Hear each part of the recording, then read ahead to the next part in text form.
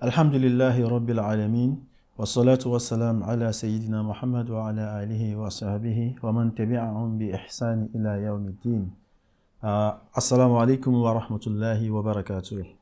Sur ce programme aujourd'hui, on continue toujours avec le thème, le contexte de la violence et de la guerre dans le sira du prophète sallallahu alayhi wa sallam. Et surtout, sur cet épisode, on se base sur les cas de certaines tribus juives, comme le Banu Nadir, Banu Koinoka et aussi Banu Qurayza. Je m'appelle Teslim Adeyema, présent ici avec moi dans le studio aujourd'hui Oustaz Amoussa Abdel Ghaffar. Assalamu alaikum wa rahmatullah. Wa alaikum salam wa rahmatullah. Et aussi Oustaz Hamza Mohsin. Assalamu alaikum wa alaikum salam wa rahmatullah wa barakatuh. Oustaz Hamza, je commence avec vous aujourd'hui. On parle des contextes de la violence et de la guerre dans la vie du prophète sallallahu alayhi wa sallam. Il y a différentes guerres que le prophète sallallahu alayhi wa sallam à faire. Quelles sont les informations de base qui nous aident à comprendre le contexte du conflit avec les tribus juives de Médine et surtout qu'a fait Banu Koinoka? Alhamdulillah wa salatu wa salam ala rasulillah amma ba'd. Toutes les lois sont d'Allah, c'est un des mondes que la salatu et le salam d'Allah soit sur le prophète Mohammed, sur sa famille, ses illustres compagnons et sur toute personne qui s'est vêtue à le suivre jusqu'au jour de la rétribution. Concernant le conflit qui a eu lieu entre la communauté du prophète Mohammed sallallahu alayhi wa sallam d'alors et les juifs de Médine, il faut comprendre d'abord comment les tribus sont disposées à Médine. Nous avons des juifs et les arabes en Médine, c'est-à-dire Yathrib. L'ancien nom de Médine c'était Yathrib, par la suite c'est devenu Al-Madina. Nous avons des arabes et nous avons des juifs. Et nous avons beaucoup de tribus, des juifs.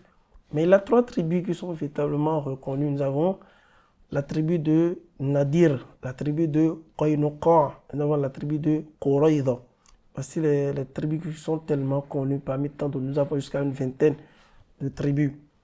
Nous avons les Arabes, nous avons 2 tribus. Nous avons les tribus de Aus et de Khazraj.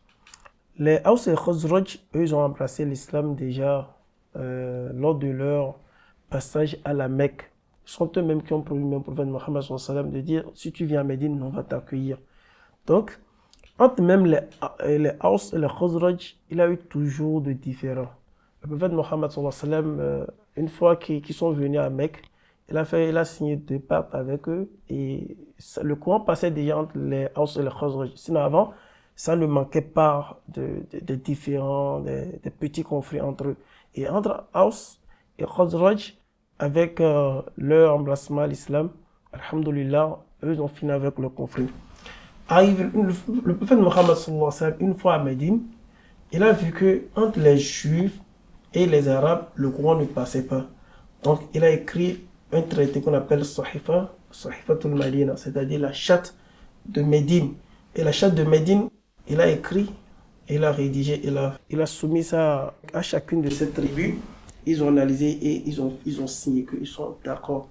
Et dans les traités, c'est de vivre en paix. Ce ne sont pas les objectifs de ce traité, de vivre en paix, de former unis. Lorsque l'ennemi vient attaquer notre Médine, c'est comme il a attaqué tout le monde. Donc ils étaient comme ça. Mais ce qu'il faut noter, il a eu par la suite une trahison de la part des Banu Qaynuqa. Et il a eu une trahison de leur part. Le prophète Mohammed sallallahu alayhi wa sallam, dans le traité, il n'avait pas parlé de l'économie. Il n'avait pas parlé de l'économie juste pour la stabilité, la paix, la sécurité. C'était plus les points qu'ils ont abordés dans le traité. Les Banu Qaynuqa, eux, ils dominèrent le marché à travers les prêts à intérêt. Ils dominaient le marché aussi également à travers les impôts. Le prophète Mohammed sallallahu alayhi wa sallam, lui, il a levé les impôts. Comme c'est une nouvelle ville qui vient de commencer, il a levé les impôts. Lorsque vous faites des prêts, plus d'intérêt, je dirais.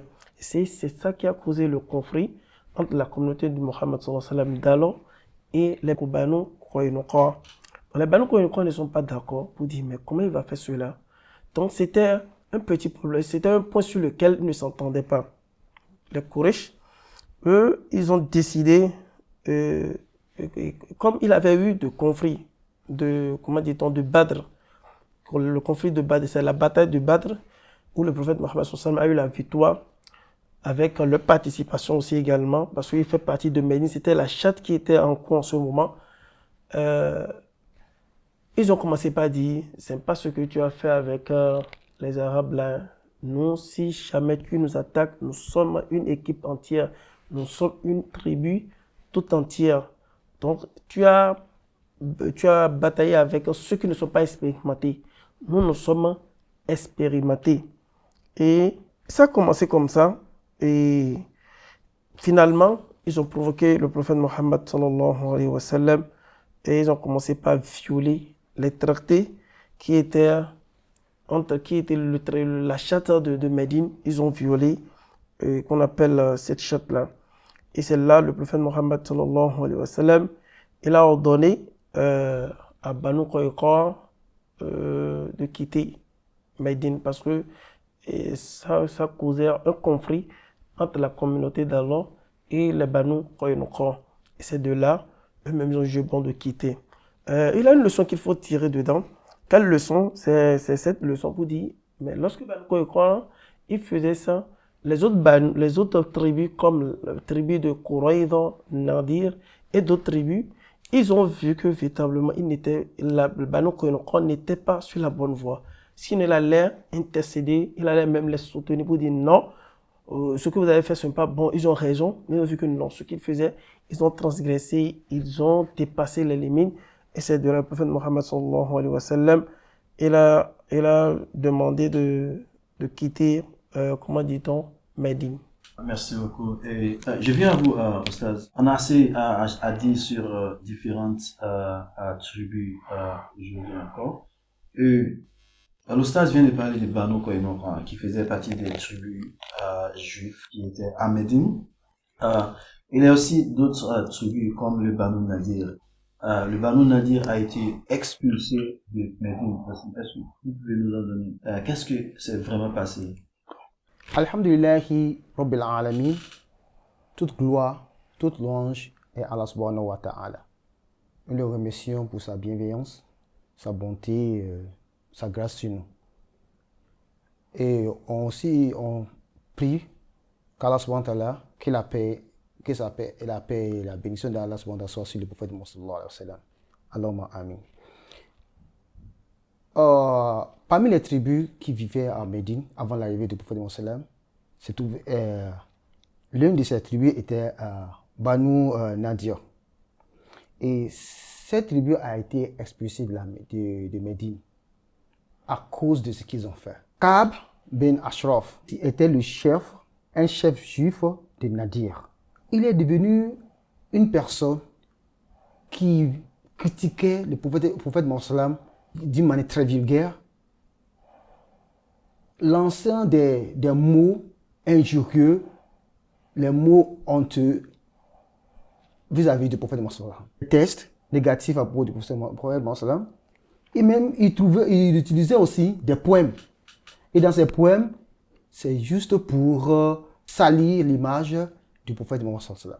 Il lançait des propos provocateurs et sur les musulmans. Il est allé à la Mecque après la bataille de Badr. Il est allé voir les Quraysh, leur disant qu'ils doivent prendre revanche.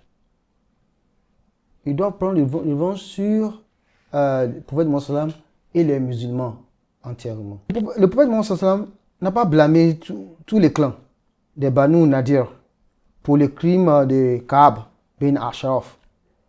En fait, il a renouvelé son traité avec ce clan. C'est ce qu'ils ont fait et qui a aggravé la situation, c'est que ils ont invité le prophète Mohammed à un dîner. Le prophète était invité avec ses compagnons et ils ont tenté d'assassiner le prophète Mohammed ainsi que ses compagnons. Mais Allah subhanahu wa ta'ala a informé le prophète à propos de leurs mauvais plans.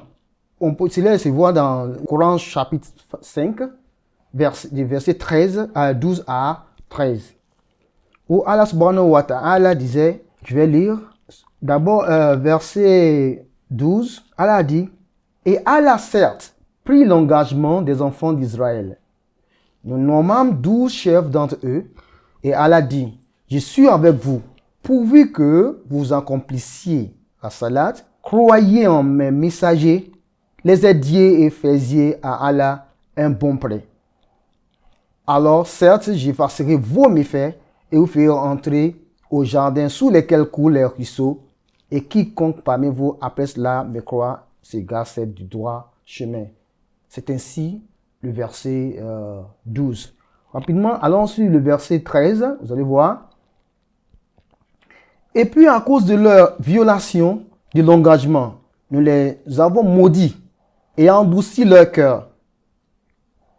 Ils détournent les paroles de leur sens.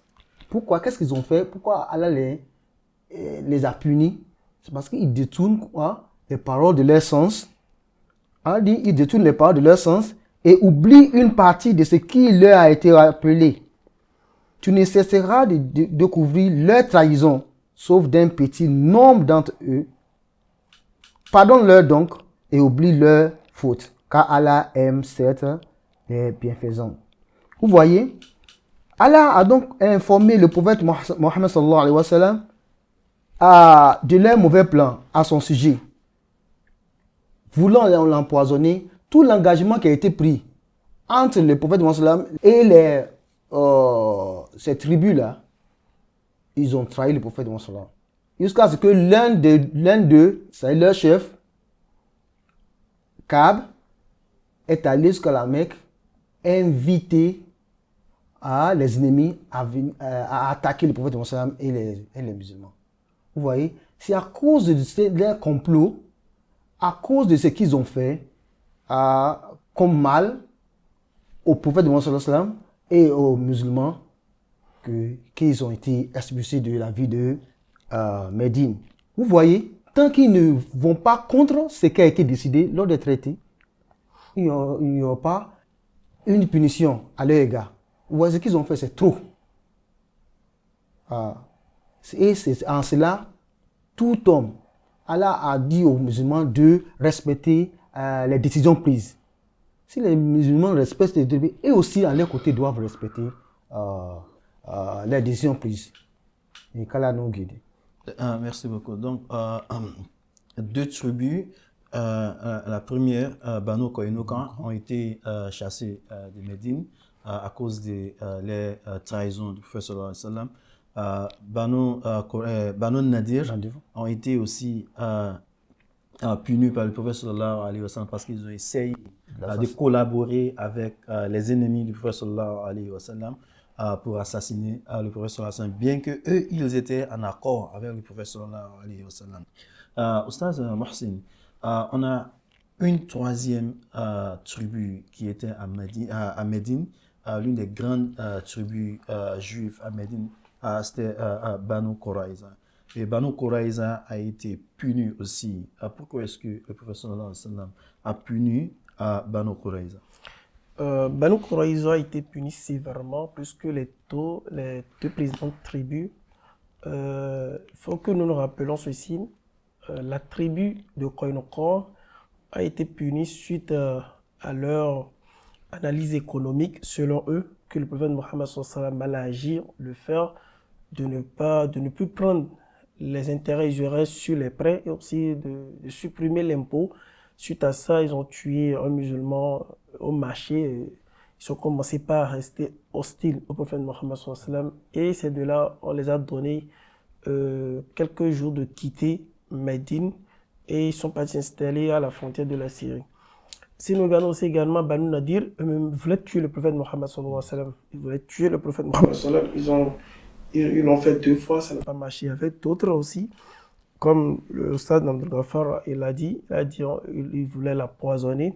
Il voulait même lui jeter des pierres sur la tête pour le tuer, ce qui n'a pas été fait. Les Banu Qurayza, Pour eux, c'est encore plus grave. Qu'est-ce qu'ils ont fait? Eux, ils ont violé aussi le traité qui est entre eux.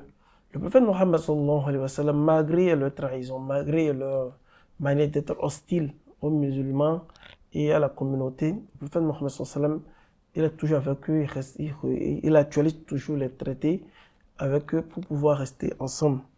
Qu'est-ce qu'ils ont fait? Eux, ils sont partis maintenant, comme ils ont eu vent que les autres, comment dit-on, les polythéistes de la Mecque préparent une autre bataille plus grande, mais cette fois-ci, ils viendront en nombre. Et les Qurayshites, ils invitaient déjà les Banu, venez se rallier à nous. On veut finir avec les musulmans. On veut finir avec les musulmans. Et ce que vous savez très bien, pour la bataille de Uhud, le prophète Mohammed sallallahu alayhi wa sallam a perdu un bon nombre de musulmans. Et cela semblait qu'on appelle une faiblesse pour la communauté de Mohammed sallallahu alayhi wa sallam. Et ils ont préparé encore, les petits préparé une autre bataille qu'on appelle bataille de Ahzab ou bien Khandak. Voici le nom de cette bataille.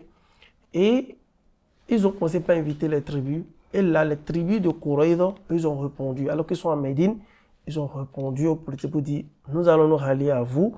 Ils étaient toujours encore en accord avec l'accord est toujours là, les traités sont toujours là, qu'ils vont se rallier. Et comment dit-on, aux polythéistes, pour maintenant combattre les musulmans et finir avec eux. Le prophète Mohammed sallallahu alayhi wa sallam a envoyé un de leurs, qui s'appelle Sa'd ibn Mu'adh, qui est un d'eux, mais qui est un de leurs, et il est devenu musulman. Il faut les rappeler à l'ordre. Il faut les rappeler à l'ordre. Nous avons un contrat de sécurité bilatérale. Il faut que nous sécurisons notre ville. Ils n'ont pas entendu jusqu'au point où nous avons le compagnon qui s'appelle Salman Farsi, et celui de Perse.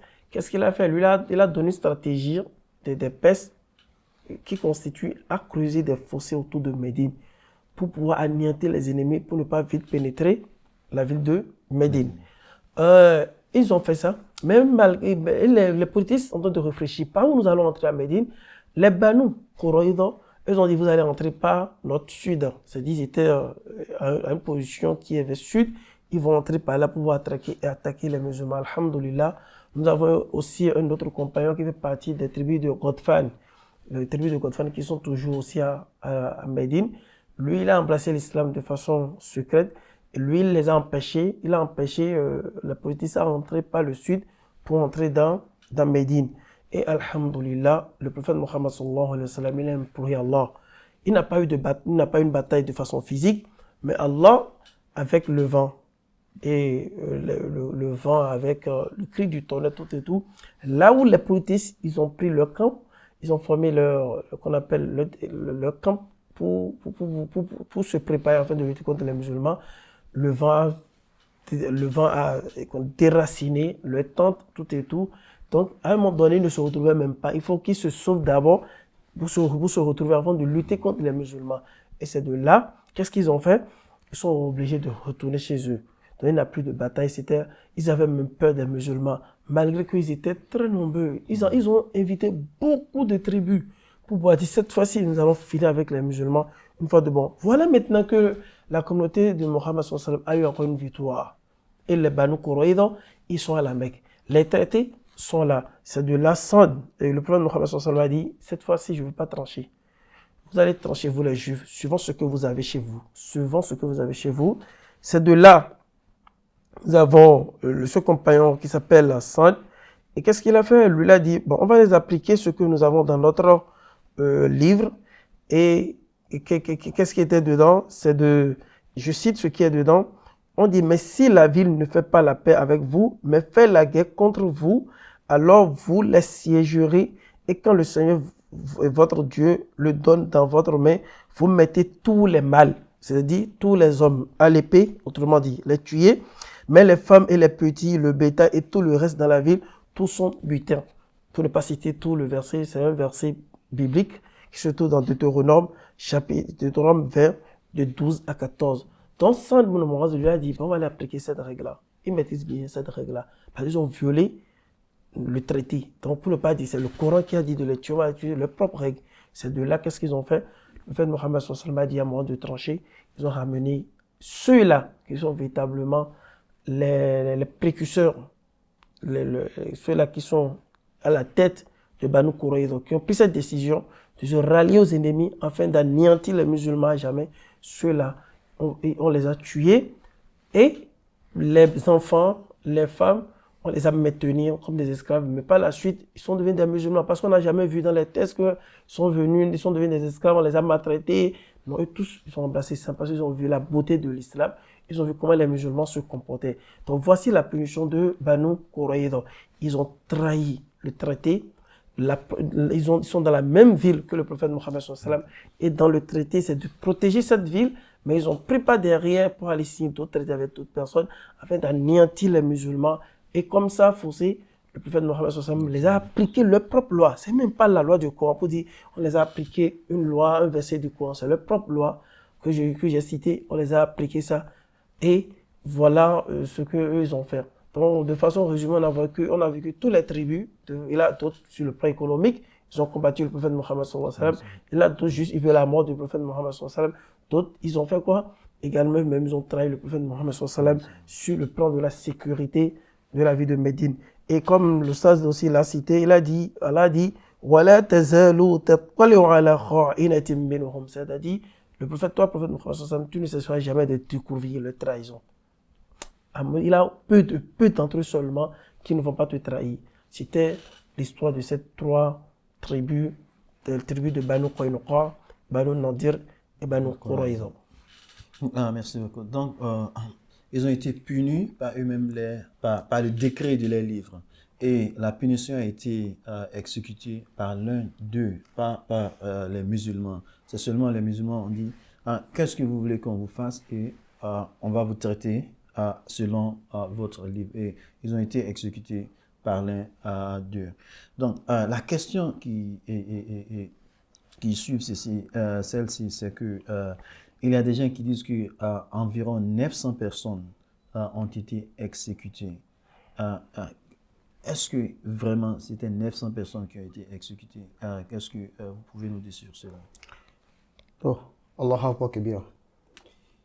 Vous savez, ce que les historiens ont rapporté, l'information, disant que c'est 900 personnes qui ont été exécutées parmi la tribu de Qurayza. Selon les chercheurs, ils ont qu'il n'y a pas d'évidence concrète qui maintient que c'est exactement 900 personnes qui ont été exécutées. Parmi les Bani Qurayza, bien sûr. Parmi les Bani Qurayza, en guise de punition. Non.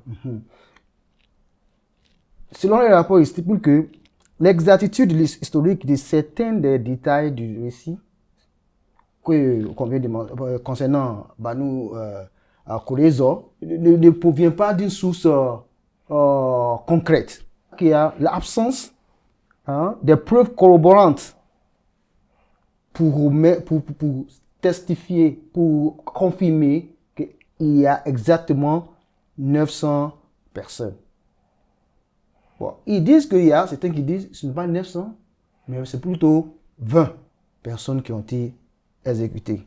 Mais ils disent qu'il n'y a pas une information qui montre le nombre exact des personnes dont certains affirment que c'est 900 personnes qui ont été exécutées.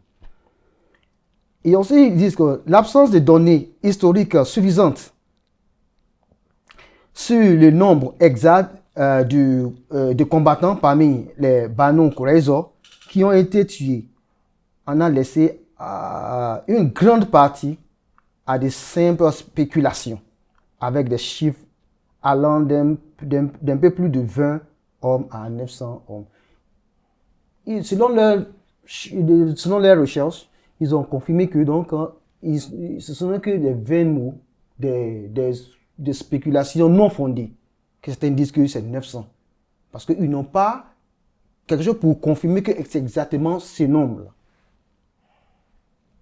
Ça va de 20 à 900 hommes. Donc c'est dans ces dans l'intervalle de ces deux nombres qui disent que ça, le nombre des gens qui ont été exécutés parmi les Qurayza, ça vaut 6, ça vaut cela. Mais les historiens, qu'il n'y a pas qu'une source, il n'y a pas une information qui provient d'une source concrète, qui montre que ce qu'ils disent là est vrai. Pour confirmer que le nombre des gens exécutés, dont certains historiens font véhiculer partout, pour dire que c'est 900 personnes qui ont été exécutées, il y a des savants musulmans et aussi des chercheurs aussi qui ont démenti cela. Il y a par exemple le livre de Ibn Ishaq qui a développé plusieurs points, que ces points remettent en cause le fait que les gens disent que c'est 900 personnes qui ont été exécutées. Ils disent que ces gens-là, pour commencer, ils ont mentionné que les hommes ont été placés dans la maison d'Osama bin Zaïd, tandis que les femmes ont été placées dans la maison de Kagisa bint al-Harith. Vous voyez, les maisons d'autrefois n'ont pas cette capacité de pouvoir contenir ce grand nombre de gens. Et il a développé dans son livre plusieurs points qui mettent en cause ce que les gens disent concernant donc ce nombre. Vous voyez? Et le frère, quand l'autre parlait de l'histoire, il a dit comment c'était passé. Donc, ce n'est pas exactement les 900 personnes dont ils font allusion. Il n'y a pas d'évidence de source qui montre que c'est exactement ce nombre. Donc, vous voyez que si les érudits islamiques ont commenté sur cette spéculation dont certains historiens font véhiculer concernant l'histoire dont on vient de vous parler, concernant les Banu Qurayza, c'est pour vous dire qu'il n'y a pas de preuves, il n'y a pas d'informations concrètes qui montrent que ce qu'ils disent est faux. Il faut donc démentir cela. Qu'Allah nous guide. Merci beaucoup. Avant de conclure, vous avez un dernier mot sur ce fait. Oui, toujours dans l'optique de montrer que le nombre cité, 900 personnes, n'est pas vrai. Nous avons parmi les Banu Qurayza les gens qui n'étaient pas d'accord avec les dirigeants de Banu Qurayza. Et lors d'exécution de cette loi venant d'eux, il y a des musulmans parmi les Arabes, parmi le camp du prophète Mohammed qui ont demandé l'amnistie de ces gens. Ça veut dire qu'ils n'étaient pas du tout d'accord avec ces gens-là. Ça montre toujours que ceux-là qui ont été exécutés ne sont que des chefs qui ont commandité, le fait de se rallier à ces politiciens pour lutter contre les musulmans. Donc, avec les indices que Ustad Abdul Ghaffar a cités, ça montre véritablement. Et d'ailleurs, même le prophète Mohammed sallallahu alayhi wa sallam, ce n'est pas quelqu'un de nature qui aime faire couler le sang. Il les a laissés qu'on les applique leur loi. Et les enfants sont auprès d'eux, les femmes sont auprès d'eux. Mais pourquoi c'est tout le monde, la majorité orphelin? Non. Ce sont ceux-là qui ont commandité, qui ont commandité ce crime-là. Ce sont eux-là qui ont été exécutés suivant leur loi. Merci beaucoup. Et il faut comprendre aussi que le prophète sallallahu alayhi wa sallam a fait cela parce que si il n'y a pas de conséquences pour toute action, la communauté serait en désarroi. Donc, il faut, lorsque les gens commettent des crimes, il faut les punir aussi pour qu'il y ait de l'ordre dans la société. Voilà la raison pour laquelle le prophète sallallahu alayhi wa sallam a non seulement chassé les Banu Qurayza du Médine, a non seulement puni les Banu Nadir, mais aussi a puni les Banu Qurayza. Et il n'a pas décidé de quelle punition pour les Banu Qurayza. C'est eux-mêmes qui ont décidé. Voici telle punition qu'ils méritent. Donc, il les a laissés, c'est eux-mêmes qui se sont punis. Donc, on voit dans ces histoires que le prophète sallallahu alayhi wa sallam est une personne qui prend en compte quels sont les contextes. Il ne va pas seulement tuer les gens, il ne va pas, s'ils n'ont rien fait. Si les gens n'ont rien fait, ils sont tranquilles, on vit ensemble. Il aime toujours la paix, il aime toujours avoir des accords avec les autres. C'est quand les autres trahissent les accords, trahissent les musulmans, et qu'ils prennent des mesures pour protéger la communauté comme cela. Ce que les Banu Qurayza ont fait a presque anéanti toute la communauté musulmane. Donc, les punitions étaient graves et c'est eux qui ont décidé de quelles punitions. Et quand on parle du nombre de gens qui ont été tués, ils n'avaient pas environ même plus de 100 chefs dans Banu Qurayza. Puisque ce sont les chefs, ceux qui ont pris la décision de se rallier avec les ennemis de l'islam du Médine en ce moment, qui ont été punis. Inch'Allah, on va s'arrêter ici aujourd'hui. Merci beaucoup, Ostaz, pour votre intervention. Et merci aussi à nos téléspectateurs. On s'arrête ici et on continue dans l'épisode prochain. Assalamu alaikum wa rahmatullahi wa barakatuh.